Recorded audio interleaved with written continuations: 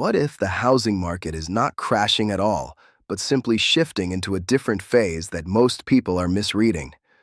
When we step back from headlines and look at mechanisms instead of narratives, the picture becomes more nuanced. Real estate is not one national market.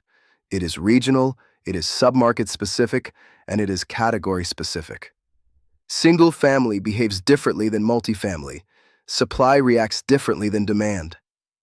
And financing conditions reshape behavior long before prices visibly adjust.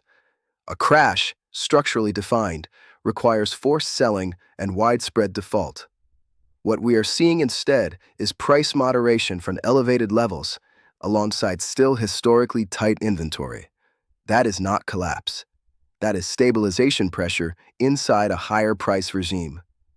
The refinancing mechanism is critical here.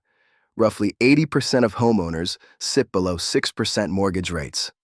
A small rate move does not unlock that equity.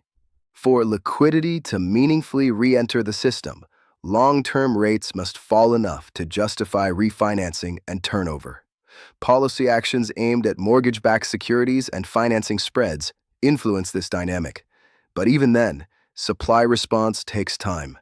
From groundbreaking to finished home, the development cycle can span roughly a year. That means meaningful new inventory does not appear immediately.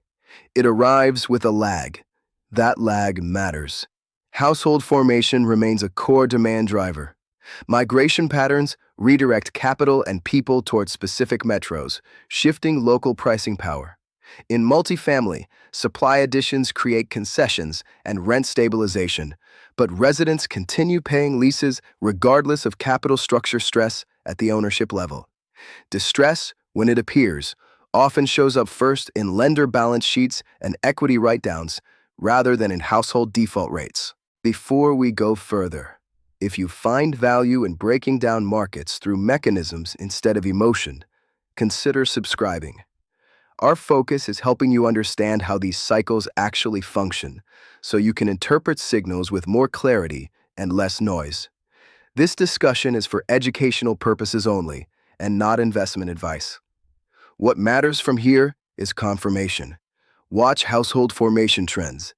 Monitor net migration flows. Track inventory relative to historical baselines. If defaults rise meaningfully and forced listings accelerate, that would change the phase assessment. If supply remains constrained and financing gradually eases, stabilization continues. Our strategy assigns roughly a 60% probability that stabilization pressure persists through mid-2026, a 30% probability that localized stress pockets expand into broader credit tightening by late 2026, and a lower probability tail event of systemic forced liquidation without a funding shock. The key is sequencing. Mechanisms first, headlines second. That is how we avoid mistaking transition for collapse.